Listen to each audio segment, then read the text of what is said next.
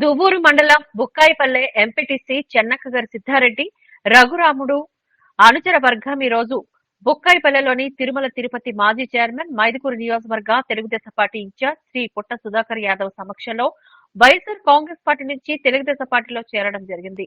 ఈ సందర్భంగా పుట్ట సుధాకర్ యాదవ్ మాట్లాడుతూ, నన్ను పార్టీని నమ్మి పార్టీలో చేసిన వారికి తగిన స్థానం కల్పిస్తానని, అండగా ఉంటానని, అందరితో కలిసి గ్రామాన్ని అభివృద్ధి చేస్తానని చెప్పడం జరిగింది. అనంతరం తెలుగుదేశం పార్టీ విడుదల చేసిన మినీ మేనిఫెస్టోని ఇంటింటికి వెళ్లి మేనిఫెస్టోలో పథకాలు వివరించి రాబో ఎన్నికల్లో తెలుగుదేశం పార్టీకి సైకిల్ గుర్తుపైన ఓటు వేయించి అత్యధిక మెజార్టీతో గెలిపించాలని ప్రార్థించడం జరిగింది. 3 సిలిండర్లు ఫ్రీగా ఇవ్వడం జరుగుతుంది.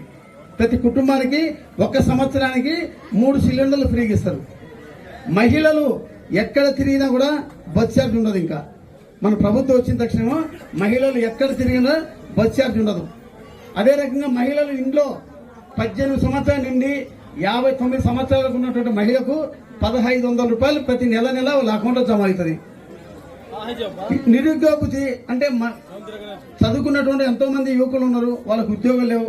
వారికి ఉద్యోగం వచ్చేంత వరకు ప్రతి ఒక్క యువకుడికి 3000 రూపాయలు ప్రతి నెల వాళ్ళ అకౌంట్లో పడుతుంది. ఎందుకంటే ఎక్కడైనా నోటిఫికేషన్ ఇస్తారు, నోటిఫికేషన్ ఇచ్చినప్పుడు జాబ్కి అప్లై చేసుకుంటే వాళ్ళకి డబ్బులు ఉండవు. అందుకు ఈ 3000 రూపాయలు నెల వాళ్ళ అకౌంట్లో వేస్తే వాళ్ళు ఎక్కడైనా పోయి జాబ్ సంపాదించుకునేకి ప్రతి నెల 3000 రూపాయలు వాళ్ళ అకౌంట్లో పడుతుంది.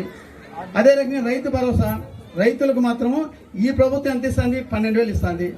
మన ప్రభుత్వం వస్తే 20,000 రూపాయలు ప్రతి రైతుకు ప్రతి సంవత్సరం ఇవ్వడం జరుగుతుంది. అదే రకంగా చదువుకున్నటువంటి పిల్లలు ఉంటారు, వారికి ఈ ప్రభుత్వం ఎంత ఇస్తుంది? 15,000 రూపాయలు అని చెప్పి ఎంతమంది ఇస్తామని చెప్పేసి ఒకరికి ఇస్తారు. ఆ ఒకరిలో కూడా 13,000 రూపాయలు ఇస్తాను కొంతమందికి. అది అమ్మఒడిని.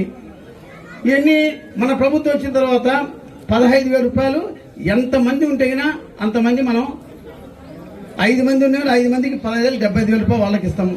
ఇవన్నీ పథకాలు. ఎందుకంటే మన రాష్ట్రం ఎంతో ప్రజలు ఎంతో నష్టపోయినరు.